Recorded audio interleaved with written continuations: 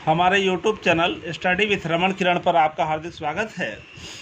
हमने बीपीएससी के लिए हिस्ट्री का जो सीरीज प्रारंभ किया है उसमें उसी का यह सीरीज है। आप हमारे चैनल पर यदि नए हैं तो हमारे चैनल को सब्सक्राइब ज़रूर करें तथा वीडियो को लाइक तथा शेयर करें ताकि अधिक से अधिक छात्र इसका लाभ उठा सके। हम आज जानेंगे, आज जो हमारा अध्ययन का बिंदु है वह है प्राचीन इतिहास जानने के स्रोत। प्राचीन इतिहास भारत के संदर्भ में किस प्रकार से हम जानते हैं, इसके स्रोत के बारे में हम लोग जानेंगे।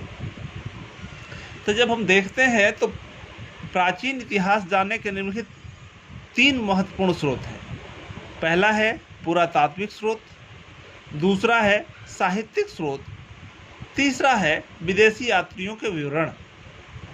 हम जो प्राचीन इतिहास जानते हैं वह प्राचीन इतिहास 3 चीज़ से जानते हैं। पहला जो हमारा है वह है पुरातात्विक स्रोत, कि उसके पुरातात्विक स्रोत क्या क्या हैं।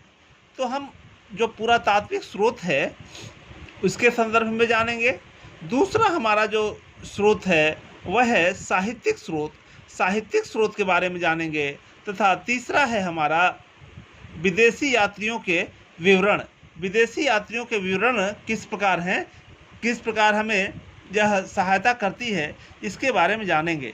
आज हम लोग जो अध्ययन करेंगे वह है पुरातात्विक स्रोत। इसमें पुरातात्विक स्रोत में हम देखते हैं कि जो प्राचीन भारत के अध्ययन के लिए पुरातात्विक सामग्रियाँ सर्वाधिक प्रमाणिक है। इसके अंतर्गत मुख्यतः पुरातात्विक स्रोत के अंतर्गत मुख्यतः अभिलेख, सिक्के, स्मारक, भवन, मूर्तियाँ तथा चित्रकला आदि आते हैं। सबसे पहला हम देखेंगे अभिलेख। पुरातात्विक स्रोतों के अंतर्गत सर्वाधिक महत्वपूर्ण स्रोत अभिलेख है।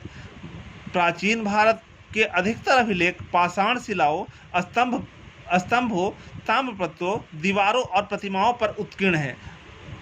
प्राचीन भारत का जो अधिकांश अभिलेख लिखा गया है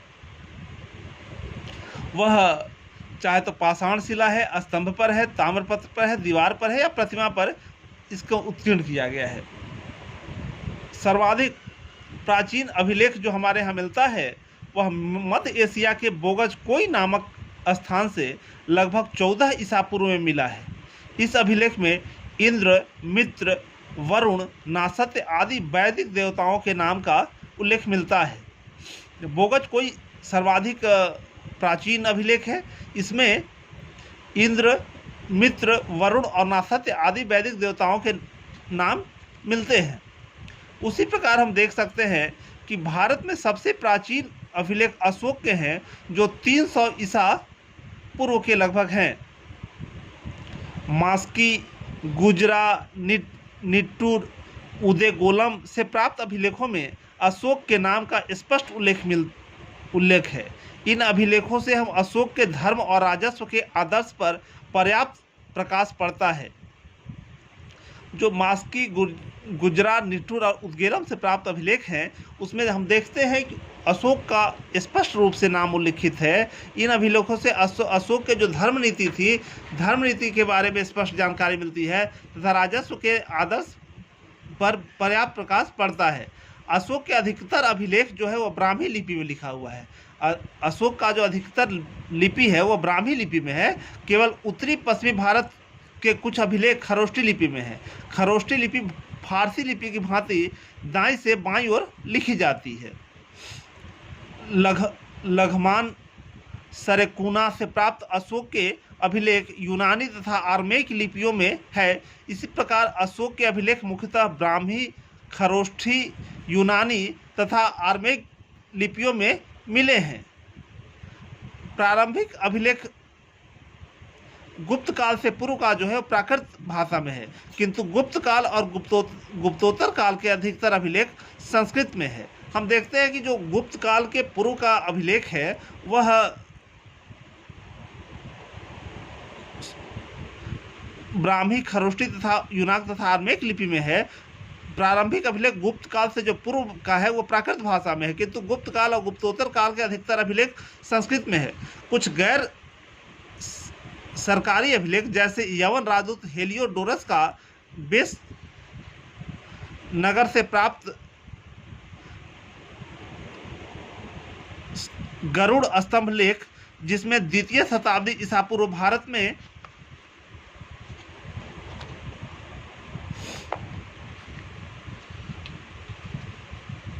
भागवत धर्म के विकसित होने के साक्ष्य मिले हैं। मध्य प्रदेश के एरण से प्राप्त 12 प्रतिमा पर हूणराज तोरमाण के लेखों का विवरण मिलता है। उसी प्रकार सबसे अधिक अभिलेख मैसूर में मिले हैं। सबसे अधिक अभिलेख जो मिले हैं वह मैसूर से प्राप्त हुआ है। पोर्सिपोलिस और बेही अस्तून अभिलेख से प्राप्त चलता है कि रानी सम्राट दारा से सिंधु नदी के घाटी पर अधिकार कर लिया था। दारा से प्रभावित होकर ही अशोक ने अभिलेख जारी करवाया। सर्वप्रथम 1837 में जेम्स प्रिसेप ने ब्राह्मी लिपि में लिखित अशोक के अभिलेखों को पढ़ा था। हम देखते हैं कि 1837 ईस्वी में जेम्स प्रिसेप ने ब्राह्मी लिपि में लिखित अशोक के अभिलेख जो था उसको पढ़ा था। हम देखते हैं कि जो वैसे तो बहुत से अभिलेख मिले हैं, लेकिन कुछ अभिलेख बहुत महत्वपूर्ण है। उन अभिलेखों के बारे में आज हम जानेंगे। इसमें सबसे पहला जो अभिलेख है उस अभिलेख को हम जानते हैं हाथी गुम्फा अभिलेख। यह तिथि रहित अभिलेख है। ये कलिंग राज खारवेल का था। ये कलिंग राज, इसके उस समय शासक थे कलिंग राज खारवेल के शासनकाल की घटनाओं का क्रमबद्ध विवरण इस पर मिलता है।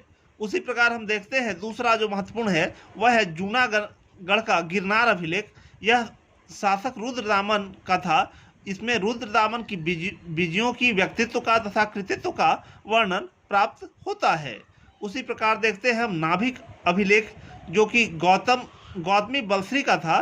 गौतमी पुत्र सातकर्णी के सैनिक सफलताओं तथा सातवाहन के अन्य कार्यों का विवरण इसमें मिलता है। उसी प्रकार हम देखते हैं प्रयाग स्तंभ लेख। यह समुद्रगुप्त का है। समुद्रगुप्त की विजयों और नीतियों का पूरा विवेचन इसमें मिलता है। उसी प्रकार हम देखते हैं मंदसौर अभिलेख। मंदसौर अभिलेख मालवा नरेश यशोवर्मन का है। यशोवर्मन की सैनिक उपलब्धियों का वर्णन इसमें मिलता है। उसी प्रकार हम आगे देखते हैं ऐहोल अभिलेख। ऐहोल अभिलेख पुलकेशियन द्वितीय का है। यह हर्ष पुलकेशियन द्वितीय के युद्ध का वर्णन इसमें मिलता है। इसके पश्चात हम देखते हैं ग्वालियर अभिलेख। यह प्रतिहार नरेश भोज का है। गुर्जर प्रतिहार शासकों के विषय में विस्तृत जानकारी इसके अंतर्गत मिलती है। ग्वालियर अभिलेख प्रतिहार नरेश भोज का है। इससे हमको क्या मिलती है? गुर्जर प्रतिहार शासकों के विषय में विस्तृत जानकारी मिलती है। उसी प्रकार हम देखते हैं भीतरी तथा जूनागढ़ अभिलेख। यह स्कंदगुप्त का है। इसमें स्कंदगुप्त के जीवन की अनेक घटनाओं का विवरण मिलता है। देवपाड़ा अभिलेख, यह इसमें बंगाल शासक विजयसेन और विजयसेन के शासन के महत्वपूर्ण घटनाओं का वर्णन इसमें किया गया है। देवपाड़ा अभिलेख है वह बंगाल शासक विजयसेन का है। विजयसेन के शासन की महत्वपूर्ण घटनाओं का वर्णन इसमें किया गया है। इस प्रकार आज हम लोगों ने अभिलेख का अध्ययन किया। पुरातात्विक स्रोत में हम अगले दिन यह अध्ययन करेंगे कि सिक्के, स्मारक और भवन मूर्तियाँ, चित्रकला आदि का क्या योगदान है। इसके बारे में अगले वीडियो में हम लोग अध्ययन करेंगे। हमारे इस हिस्ट्री के सीरीज को ज़्यादा से ज़्यादा लाइक तथा शेयर करें।